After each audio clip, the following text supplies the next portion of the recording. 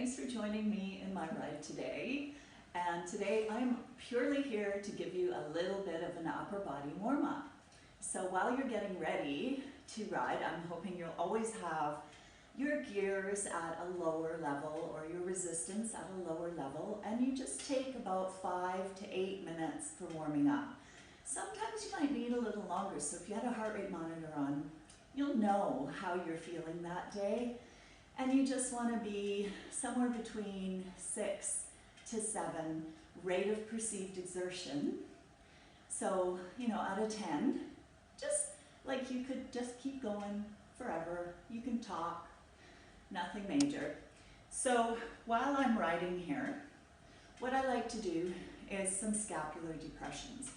So I will start with pulling my shoulder blades back, having a nice soft bend in the elbow, and squeezing my shoulder blades together and apart, together and apart. Let's go. 4. And I do this so that I can warm up my upper back. And I can actually work the muscles in the back, which are rounded out for a lot of your class, especially if you're not paying attention to your form.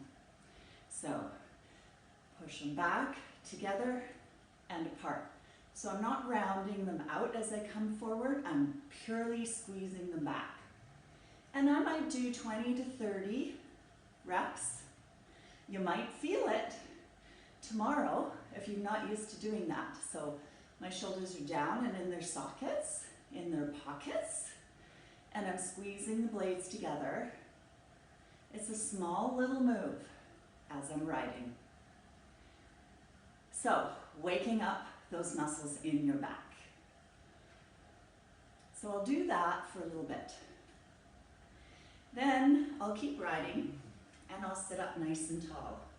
And I'll pull the shoulder blades back and rotate. And I'll do that for about 15 to 20 reps. Now, I always like to go back rather than too many forward, because when we're forward pretty much most of the class. You want to feel like your back is actually engaging and you're warming up those blades. So now I take it a little bit wider and I take those arms up. Again, I'm going backwards. And I'll probably do about 15 to 20 of those. And then I might take a circular motion forward, each side, keeping that core nice and tight so that you're not rounding out the spine, you're nice and tall. I won't do that many of those, maybe 10 to 20. And then I'll sit up tall and I'll pull the shoulder blades back again. Like so. 9, 10. Let's go 5 more. 4, is your back feeling woken up yet? You might notice that your heart rate's actually getting a little higher because you're using your upper body. And then I'll take the arms down and I'll come on forward and I'll have that soft bend in my elbows, and then I'll continue warming up with my legs.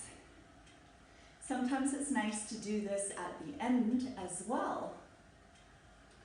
So once you've finished your class and you're cooling down, just to wake up the back muscles again, because throughout the class, you might have found yourself relaxing through the back, rounding up the spine, your shoulder blades are coming forward. So the whole idea between a proper warm-up and cool down is so that you can again bring those shoulder blades back. Because if we're always just spinning forward like this, we're going to end up with forward shoulder roll if we do not do stretches or work on the end for the upper back. So there you go. that is my warm-up before my class. Didn't take very long. I do it at the end of the class, or I do it at the end of my sweat sesh, as I like to call it. I hope you've enjoyed this segment, and I hope you tune in next time, and I hope you have an incredible sweat session on your bike today. Have a good ride.